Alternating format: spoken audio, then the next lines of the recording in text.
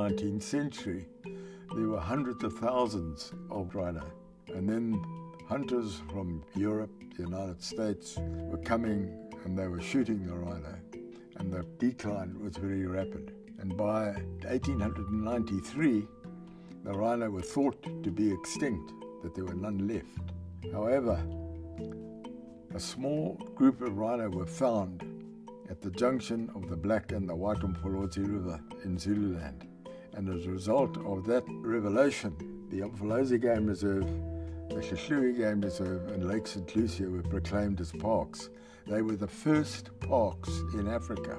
So we owe the existence of the parks to the rhino. And it's a debt that we've got to continue to pay. If the rhino go, what goes next? This is why national parks and game reserves are so important. They need the support of everybody. 10, 12 years ago, we only had rhino in one section of this park, and over the last 12 years we've built one of the best populations of rhino in southern Africa. My generation will be able to hand over rhinos to the next generation, but it's really up to the next generation to do what happened in the 60s, to take rhinos back from the brink of extinction and actually ensure that their safety for future generations is secured. In 1961, when I started Operation Rhino, there were 60,000 black rhino. They have almost all been wiped out. There were over 2,000 northern white rhino. Today, there are none left. Zero. All of them have been killed. And the future lies at the hands of the youth. In education, less has been done. You ask questions, you can see that there is still lack of information. And then with lack of information, then it's a disaster. Because I cannot say to someone, stop poaching, but I need to go to the basics. You know, what is a rhino first? Then why do we need to preserve the rhino? And then I go to the poaching. I think people need to be taught more. The youth that I deal with is not your ordinary youth that knows everything and has access to information. Nature was never a part of my life or our life as Africans. Most youngsters do not come to the park because they cannot access it. In South Africa, it has been very expensive to get into a park. First of all, you need to have a car to get into one. You need to be able to pay at the gate. So they'll only get exposure to the park when they can do it themselves. And by then, probably they might have done a lot of damage because they've never been exposed to it and they see no need or reason why they should conserve. So when I'm bringing them in, I'm teaching them about nature, the need to conserve, and what changes it can bring about. So I'm instilling that culture of caring, whereas when they were outside and were not exposed, they did not care because they did not even know.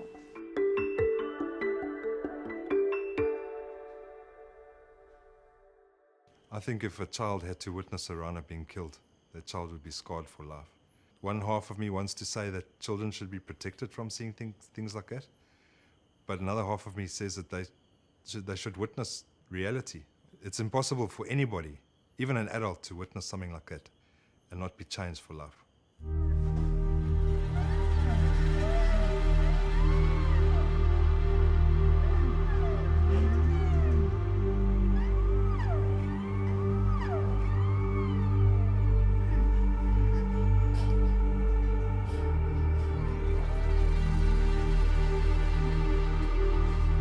There are a number of different reasons for orphans losing their mothers. It can be a natural cause.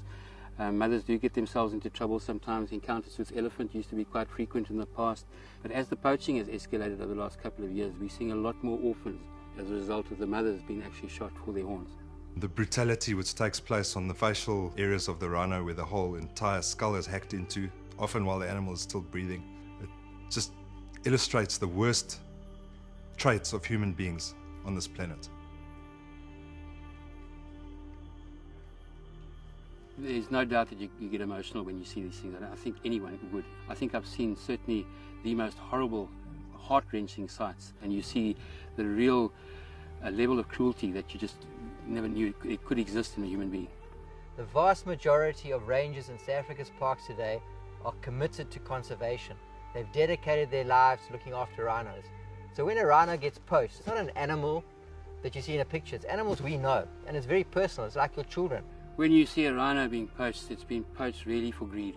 There is no other reason for it. It is simply to obtain the commodity the rhino can supply, which happens to be the horn. I've seen rhinos cry. There's often tears just from the stress of capture, and they have feelings just like human beings. The cry of the rhino is one of the most moving experiences that you can possibly have. So the rhino are crying out, and they're crying out to the people of the world. They're crying out for help.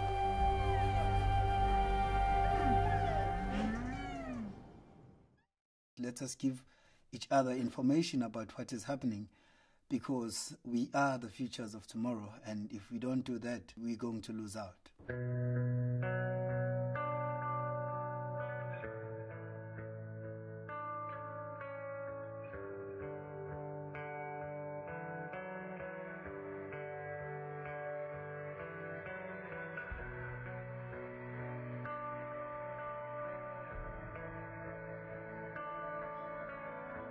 Isimangalisa has over 350 kilometers of fence line.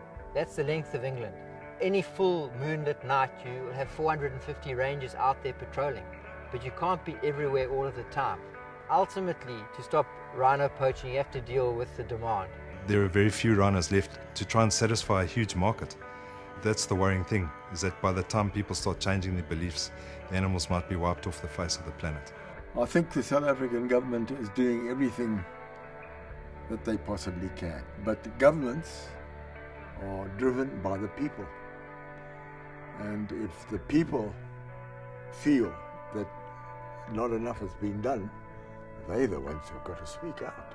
Change starts with you, and you can blame other people, but that won't create the change. So take up the call yourself, start making a difference with your friends, create an awareness, and grow it, all of us together.